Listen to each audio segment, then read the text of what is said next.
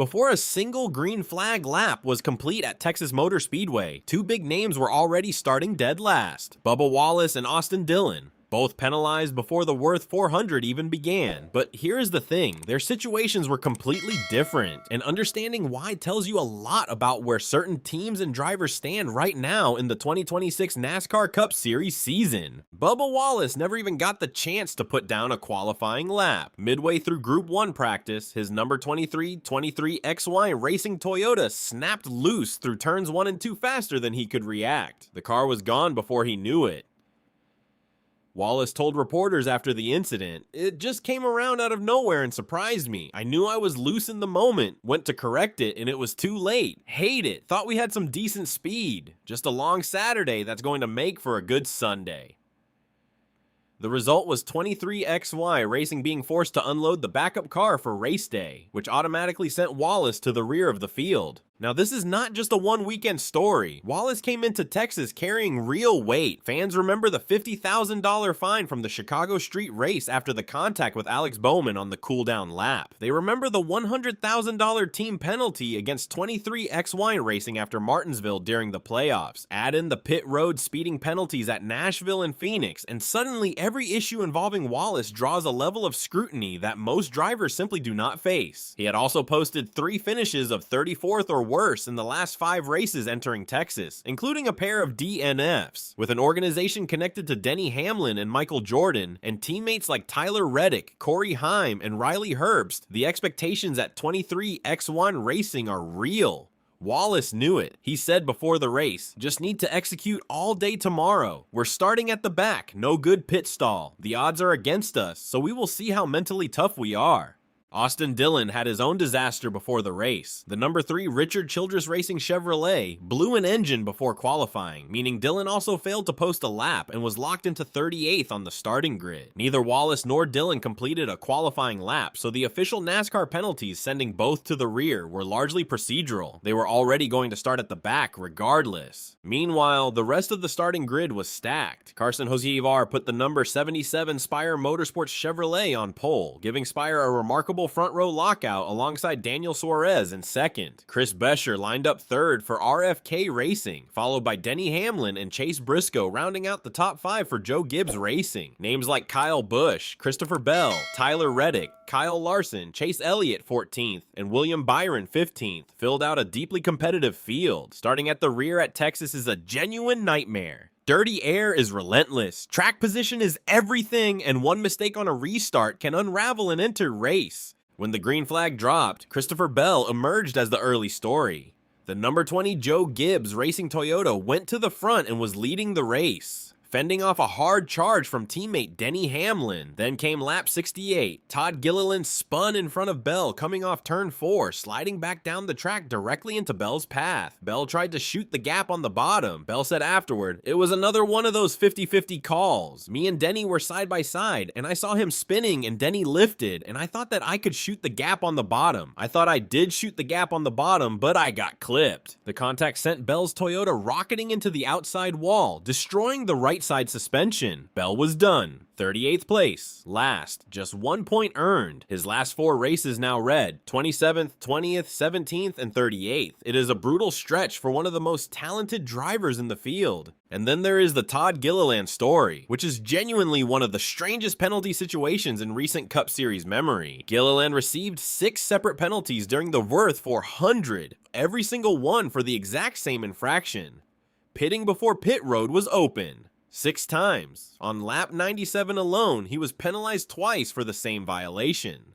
The number 34 front row Motorsports Ford ended the day 32nd and multiple laps down. What makes this even more remarkable is that buried inside this penalty-filled disaster was a genuinely smart strategy call. Crew chief Chris Lawson kept Gilliland out on the racetrack while the rest of the lead lap pitted under caution on lap 128, cycling him to the front.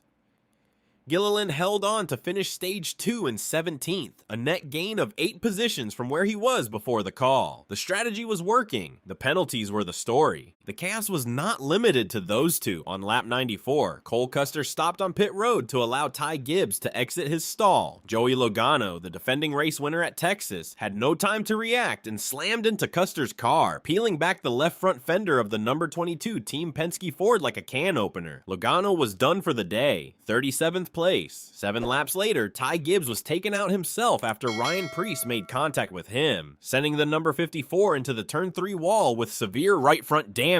Gibbs finished 36th.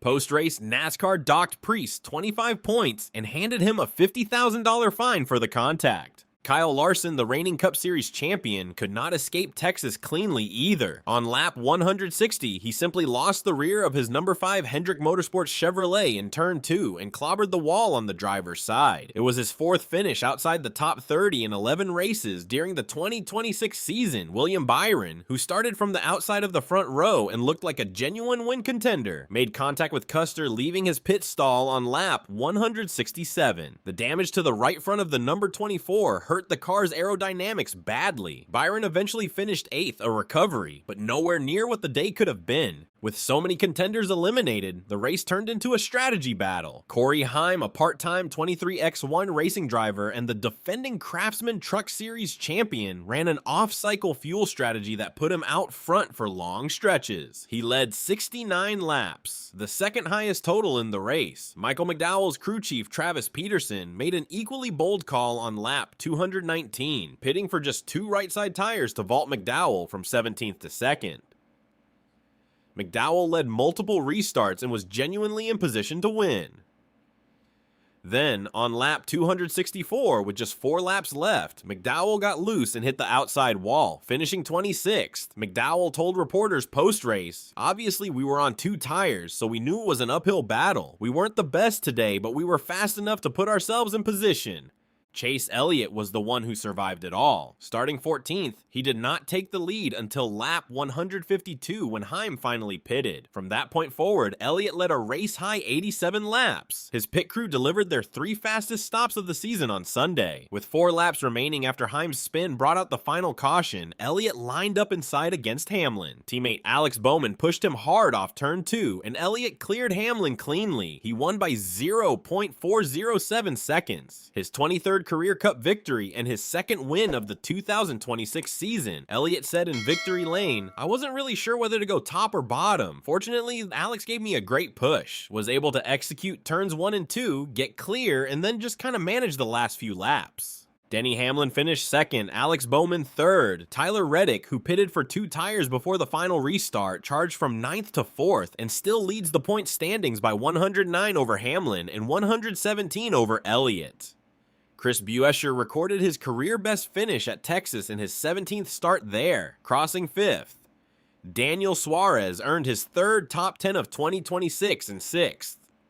Carson Hocevar finished 7th despite starting from pole and leading 40 laps. And then there was Bubba Wallace, the driver who started the whole conversation by crashing in practice and starting dead last. He finished 9th. Wallace now has 6 top 10 finishes in 2026 and sits 11th in the championship standings. It was exactly the kind of response he talked about delivering before the race. Elliott is now 3rd in points, just 8 behind Hamlin, with momentum building. Meanwhile, Christopher Bell's season continues to spiral. Kyle Larson is searching for his first win as defending champion, and Todd Gilliland's 6 penalty afternoon at Texas Motor Speedway will be remembered for a very long time. In the 2026 NASCAR Cup Series, one Sunday can change absolutely everything.